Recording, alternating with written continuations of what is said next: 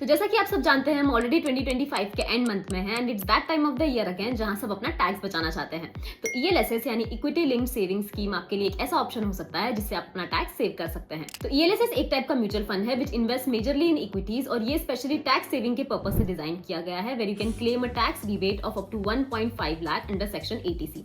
अब चलिए देखते हैं ईएलएसएस के बेनिफिट्स क्या हैं। First is tax deduction under section 80C। तो अगर आपने किसी ईएलएसएस म्यूचुअल फंड में 1.5 लाख इन्वेस्ट किया है फॉर वन फाइनेंशियल ईयर, तो ये अमाउंट आपकी टैक्सेबल इनकम में से डिडक्ट हो जाता है। फॉर एग्जांपल, लेट्स से अगर आपकी एनुअल इनकम है 10 लाख और आपने ईएलएसएस में 1.5 लाख इन्वेस्ट किया है, तो आपकी टैक्सेबल इनकम बन जाती है 10 लाख माइनस 1,50,000 विच इज 8,50,000। और अगर आप 30% टैक्स स्लैब में आते हो, जो कि हाईएस्ट स्लैब है, तो आप 45,000 तक का टैक्स बचा सकते हो।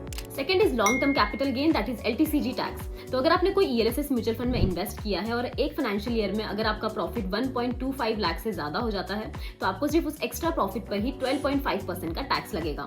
और अगर आपका प्रॉफिट 1.25 लाख से कम है, तो उस पर आपको कोई भी टैक्स नहीं लगेगा। Third is short lock in period. ELSS का लॉक इन पीरियड सिर्फ 3 साल का होता है, which is the shortest among all the section 80C investment options. So ELSS में इन्वेस्ट करके आप वेल्थ क्रिएशन के साथ अपना टैक्स भी बचा सकते हैं। तो अगर आप भी ईयर एंड में लास्ट मिनट टैक्स प्लानिंग कर रहे हैं, तो ईएलएसएस आपके लिए एक स्मार्ट ऑप्शन हो सकता है। Investments in the securities market are subject to market risk. Read all the related documents carefully before investing.